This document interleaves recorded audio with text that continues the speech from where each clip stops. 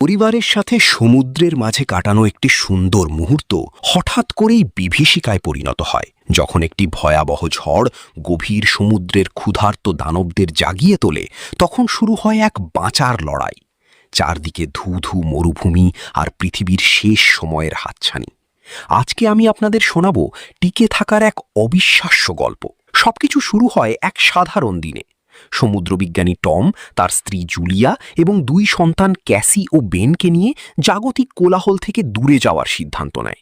তারা ক্যারিবিয়ান সাগরে একটি লাক্সারি ইয়াটে করে ভ্রমণে বের হয়। চারদিকের দৃশ্য দেখে মনে হচ্ছিল যেন স্বর্গ। টম আর বেন মাছ ধরছিল, আর আধুনিক কিশোরী ক্যাসি গান শুনে আড্ডা দিচ্ছিল। জুলিয়া একটু শান্তির খোঁজে সমুদ্রে সাঁতার কাটতে নামে, কিন্তু ইয়াট থেকে কিছুটা দূরে যেতেই তার মনে হয় কিছু একটা ঠিক নেই। সমুদ্রের ওপরটা শান্ত থাকলেও জলের নিচে ছিল এক অদৃশ্য আতঙ্ক। জুলিয়ার মনে হচ্ছিল বিশাল কিছু একটা তাকে লক্ষ্য করছে। এদিকে ইয়াটের সব যন্ত্রপাতি হঠাৎ কাজ করা বন্ধ করে দেয়। টম মাছ ধরায় এতই ব্যস্ত ছিল যে সেদিকে তার খেয়ালই নেই।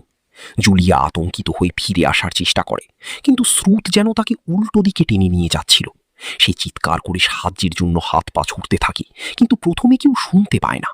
শেষে টম যখন চিৎকার শুনতে পায়, সে সাথে সাথে ঝাঁপ দিয়ে বাচ্চাদের সহায়তায় জুলিয়াকে উদ্ধার করে।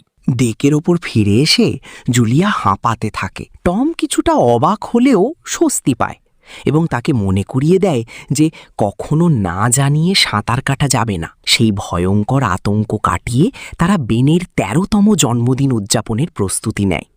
কেক, মোমবাতি আর উপহারে জমে ওঠে আসর। ক্যাসি তার পোলারয়েড ক্যামেরায় একটি গ্রুপ ছবি তোলে। ঠিক তখনই তার ল্যাপটপে বয়ফ্রেন্ডের কল আসে।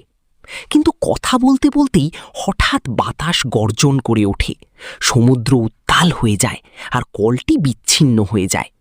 ক্যাসি তার বাবা মাকে ঝড়ের সতর্কবার্তা দেয়, কিন্তু প্রতিক্রিয়া দেখানোর সময়টুকুও তারা পায় না। তাদের ইয়াট দ্য অর্কা ভয়াবহভাবে দুলতে শুরু করে।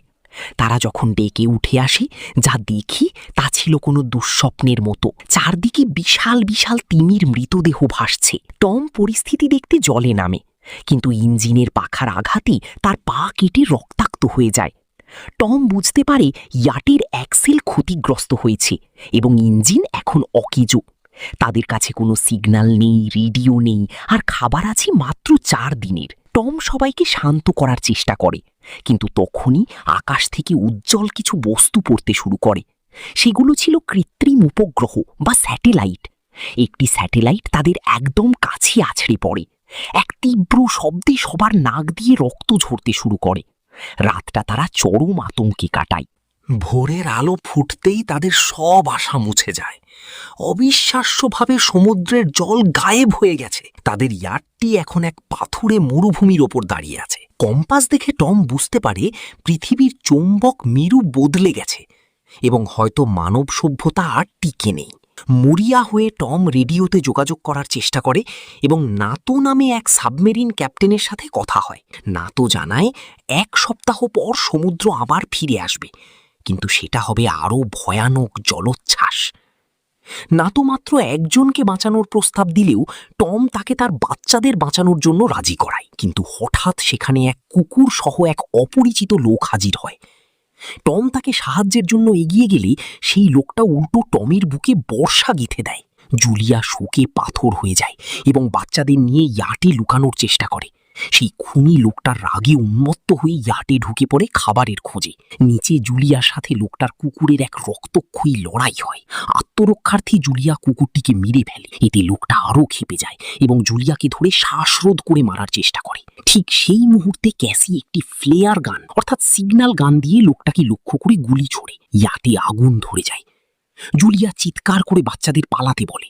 আগুনের লিলিহান শিখার মাঝে তারা দেখতে পায় টম আর বেঁচে নেই। বাবার নিথর দেহের ওপর আছড়ে পড়ে ক্যাসি আর বেন কান্নায় ভেঙে পড়ে। জুলিয়া শেষবারের মতো তার স্বামীকে বিদায় জানিয়ে বাচ্চাদের হাত ধরে দৌড়াতে শুরু করে। পেছনে ইয়াটে এক বিশাল বিস্ফোরণ ঘটে। তারা এখন এক পাথুরে মরুভূমিতে আশ্রয়হীন। ক্ষুধা আর তৃষ্ণায় তারা যখন কাতর, তখন বেনের মনে হয় যে তার ওড়ানো বেলুনের কারণেই হয়তো সেই খুনি লোকটা তাদের খুঁজে পেয়েছে। জুলিয়া তাকে সান্ত্বনা দেয়। তারা পরিত্যক্ত তেলের ড্রামের এক বিষাক্ত এলাকা পার হয়। বেন জলশূন্যতায় নিতিয়ে পড়লে জুলিয়া তার নিজের ভাগের শেষ বিন্দু জল তাকে দেয়। রাতের বেলা তারা এক ভেঙে পড়া বিমানে আশ্রয় নেয়। সেখানে জুলিয়া আর টমের প্রথম পরিচয়ের গল্প শুনে সবাই একটু হাসার চেষ্টা করে।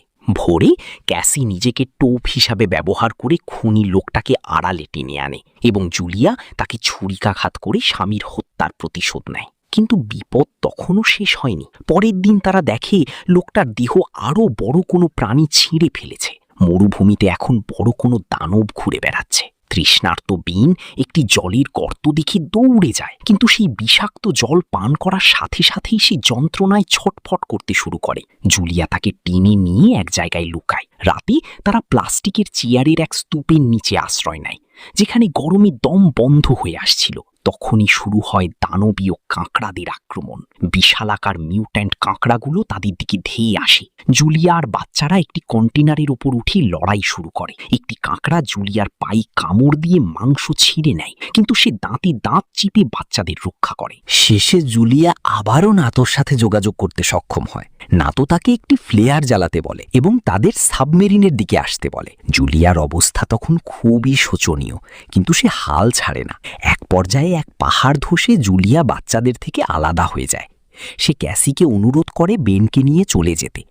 ক্যাসি আর বেন সাবমেরিনের কাছে পৌঁছে দেখে নাতো মারাত্মক আহত। নাতো তাদের সাবমেরিনে ঢুকতে বলে। ক্যাসি তার মাকে ছাড়া যেতে রাজি হয় না। সে আবার ফিরে যায় এবং শেষ মুহূর্তে জুলিয়াকে টেনে তুলে সাবমেরিনে নিয়ে আসে। ঠিক তখনই দিগন্তে এক বিশাল জলোচ্ছ্বাস দেখা দেয়। সমুদ্র ফিরে এসেছে। সেই প্রচণ্ড ঢেউ সাবমেরিনটিকে খেলনার মতো আছড়ে ফেলে এক ধ্বংসপ্রাপ্ত শহরের ওপর। সাবমেরিনের দরজা খুলে জুলিয়া, ক্যাসি আর বেন যখন বাইরে আসি, তারা দেখে তারা আর সেই পরিচিত পৃথিবীতে নেই। চারিদিকে ভেঙে পড়া দালান আর ধ্বংসলীলা। তারা বেঁচে আছে ঠিকই, কিন্তু এক নতুন এবং রহস্যময় পৃথিবীতে, যেখানে পদে পদে অপেক্ষা করছে অজানা আতঙ্ক। গল্পটি আপনার কেমন লেগেছে কমেন্টে অবশ্যই জানাবেন।